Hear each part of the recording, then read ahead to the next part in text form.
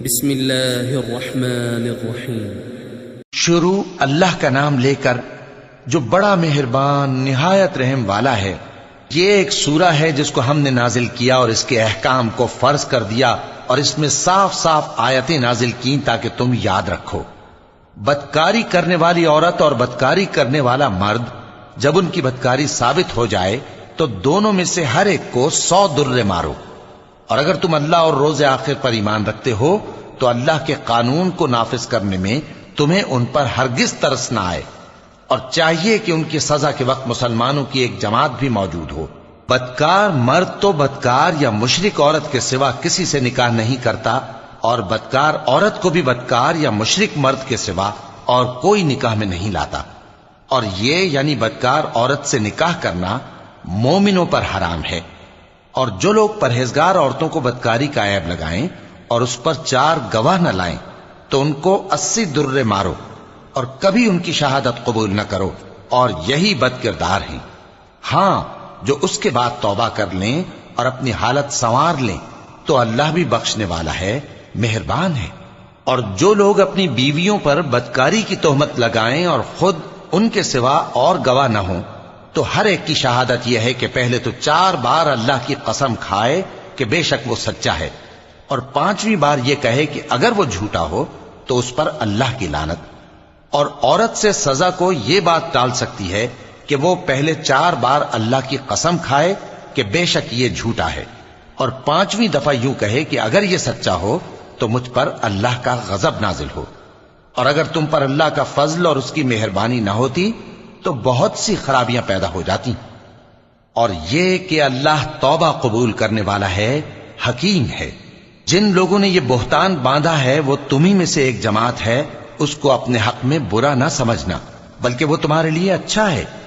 ان میں سے جس شخص نے گناہ کا جتنا حصہ لیا اس کے لیے اتنا وبال ہے، اور جس نے ان میں سے اس بہتان کا بڑا بوجھ اٹھایا ہے اس کو بڑا عذاب ہوگا۔ جب تم نے وہ بات سنی تھی تو مومن مردوں اور عورتوں نے کیوں اپنے دلوں میں نیک گمان نہ کیا، اور کیوں نہ کہہ دیا کہ یہ کھلم کھلا بہتان ہے؟ یہ بہتان لگانے والے اپنی بات کی تصدیق کے لیے 4 گواہ کیوں نہ لائے؟ تو جب یہ گواہ نہیں لا سکے تو اللہ کے نزدیک یہی جھوٹے ہیں۔ اور اگر دنیا اور آخرت میں تم پر اللہ کا فضل اور اس کی رحمت نہ ہوتی تو جس شغل میں تم منہمک تھے اس کی وجہ سے تم پر بڑا سخت عذاب نازل ہوتا، جب تم اپنی زبانوں سے اس کا ایک دوسرے سے ذکر کرتے تھے اور اپنے منہ سے ایسی بات کہتے تھے جس کا تم کو کچھ بھی علم نہ تھا، اور تم اسے ایک ہلکی بات سمجھتے تھے، حالانکہ اللہ کے نزدیک وہ بڑی بھاری بات تھی۔ اور جب تم نے اسے سنا تھا تو کیوں نہ کہہ دیا کہ ہمیں شایع نہیں کہ ایسی بات زبان پر لائیں؟ پروردگار تو پاک ہے، یہ تو بہت بڑا بہتان ہے۔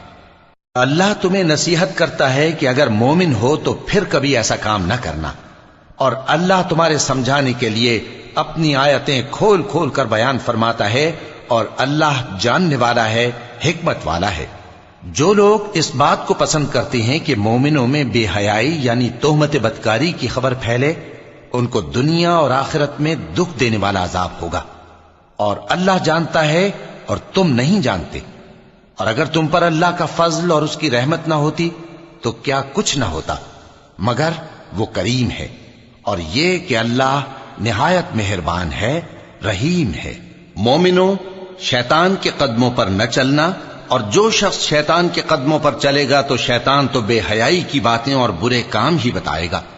اور اگر تم پر اللہ کا فضل اور اس کی مہربانی نہ ہوتی تو ایک شخص بھی تم میں پاک نہ ہو سکتا، مگر اللہ جس کو چاہتا ہے پاک کر دیتا ہے، اور اللہ سننے والا ہے، جاننے والا ہے۔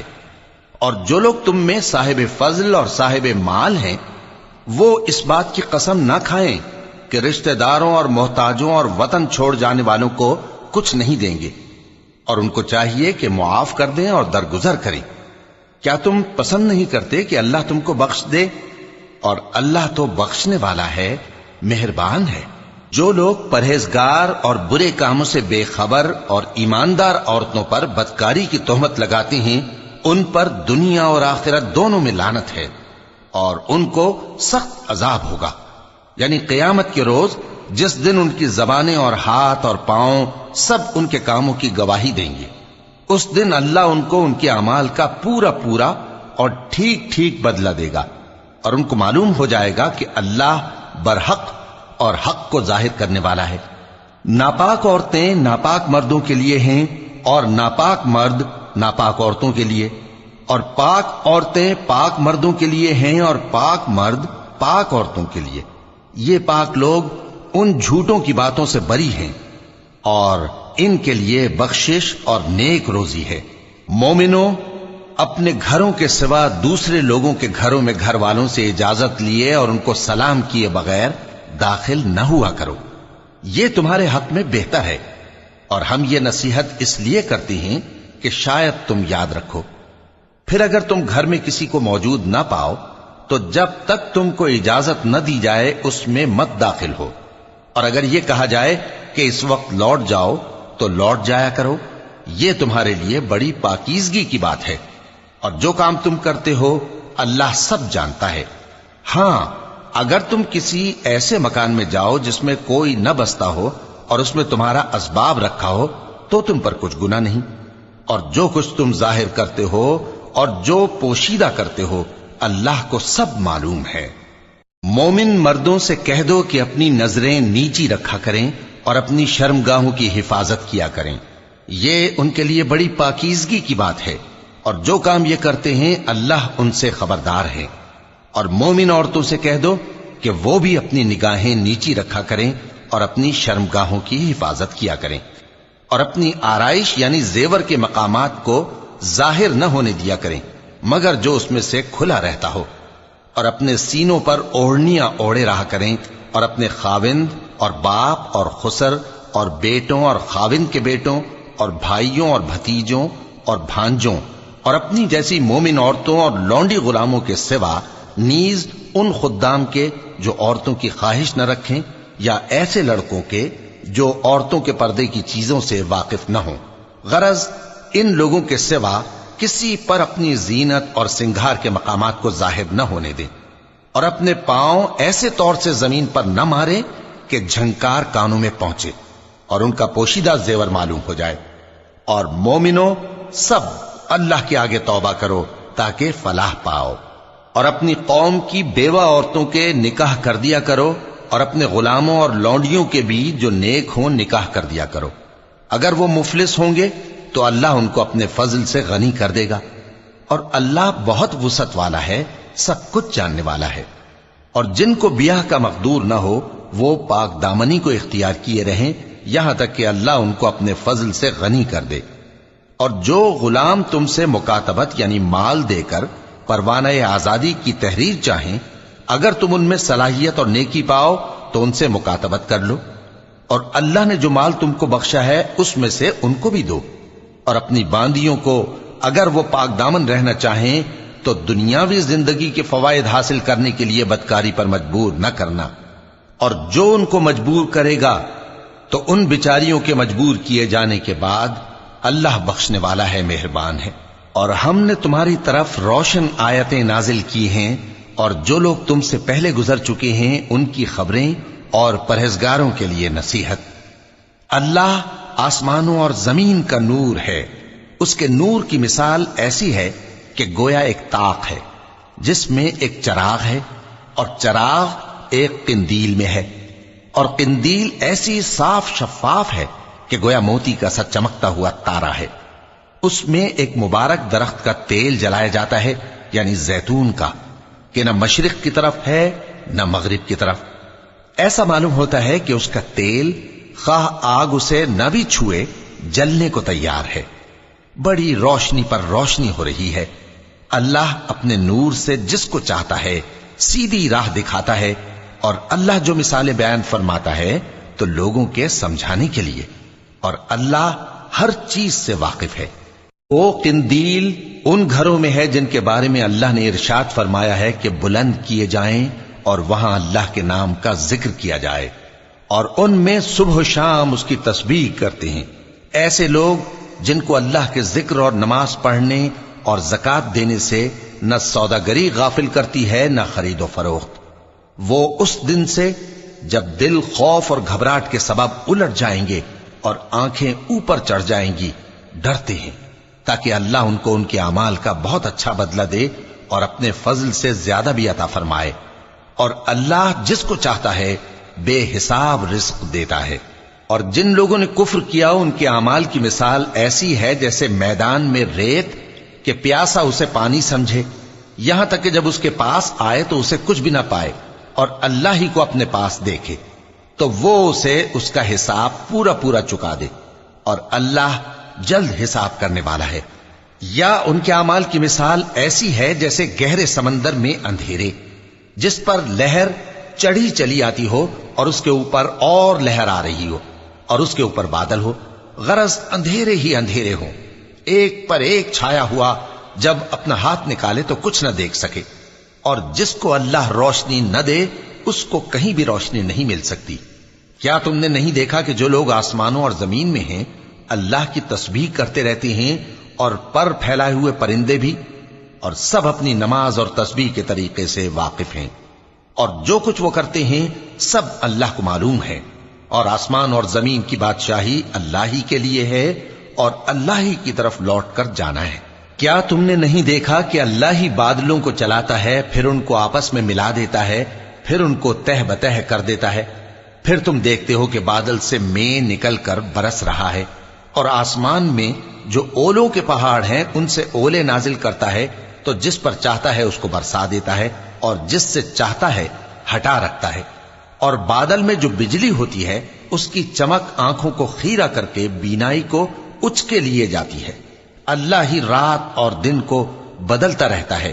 اہل بصارت کے لیے اس میں بڑی عبرت ہے. اور اللہ ہی نے ہر چلنے پھرنے والے جاندار کو پانی سے پیدا کیا، تو ان میں سے بعض ایسے ہیں کہ پیٹ کے بل چلتے ہیں، اور بعض ایسے ہیں جو 2 پاؤں پر چلتے ہیں، اور بعض ایسے ہیں جو 4 پاؤں پر چلتے ہیں. اللہ جو چاہتا ہے پیدا کرتا ہے، بے شک اللہ ہر چیز پر قادر ہے. ہم ہی نے روشن آیتیں نازل کی ہیں، اور اللہ جس کو چاہتا ہے سیدھے راستے کی طرف ہدایت کرتا ہے. اور بعض لوگ کہتے ہیں کہ ہم اللہ پر اور رسول پر ایمان لائے اور ان کا حکم مان لیا، پھر اس کے بعد ان میں سے ایک فریق پھر جاتا ہے، اور یہ لوگ صاحب ایمان ہی نہیں ہیں. اور جب ان کو اللہ اور اس کے رسول کی طرف بلایا جاتا ہے تاکہ پیغمبر ان کا قضیہ چکا دیں، تو ان میں سے ایک فریق منہ پھیر لیتا ہے، اور اگر ان کو حق ملتا ہو تو اس کی طرف قبول کر کے چلے آتے ہیں. کیا ان کے دلوں میں بیماری ہے، یا یہ شک میں ہیں، یا ان کو یہ خوف ہے کہ اللہ اور اس کا رسول ان پر ظلم کریں گے؟ نہیں، بلکہ یہ خود ہی ظالم ہیں.